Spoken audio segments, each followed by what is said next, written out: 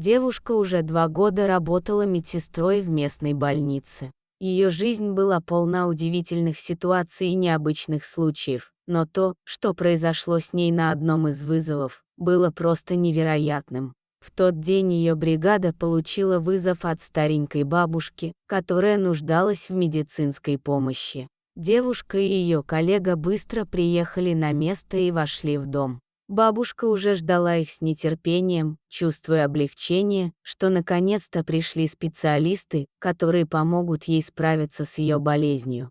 Девушка сделала все необходимые процедуры и укол для бабушки, а затем они с коллегой направились обратно к машине скорой помощи. Однако, когда водитель запустил автомобиль, медсестра заметила что-то движущееся в кустах поблизости. Она остановилась и повернулась, чтобы разглядеть источник движения. И вот перед ней стояла волчица. Ее глаза были полны страха и умоляюще смотрели на девушку. Несмотря на свой первоначальный испуг, медсестра почувствовала, что волчица нуждается в помощи. Она медленно подошла к волчице, пытаясь не пугать ее. Волчица начала двигаться вперед, указывая девушке путь. Сердце девушки бешено билось в груди, но она решила последовать за ней и узнать, что именно происходит. Волчица привела девушку в небольшую чащу леса, где на земле лежал раненый волчонок.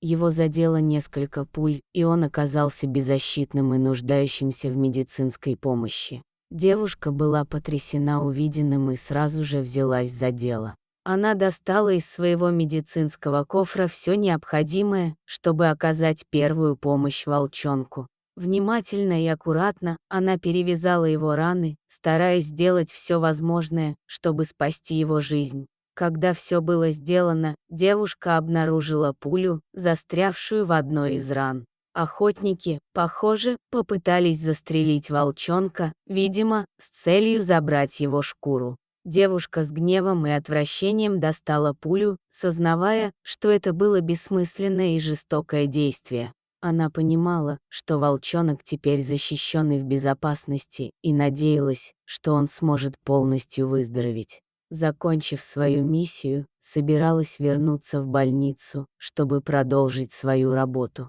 Она погладила волчонка по голове и пожелала ему крепкого здоровья и счастливой жизни. Волчица же, словно понимая ее слова, медленно отошла назад в лес вместе с волчонком. Девушка осталась на мгновение, глядя, как волчица исчезает среди деревьев. Ее сердце было полно благодарности и надежды, благодарности за то, что она смогла помочь и спасти жизнь маленькому волчонку, и надежды на то, что в мире все же есть место для сострадания и добра. Вернувшись к своим обязанностям в больнице, девушка никогда не забыла о своей встрече с волчицей и волчонком. Они стали символом для нее, символом того, что иногда нам предстоит сделать что-то невероятное и необыкновенное, чтобы помочь другим и изменить их жизни. Такова была история девушки, которая не только лечила больных и раненых людей, но и спасла жизнь одному маленькому волчонку.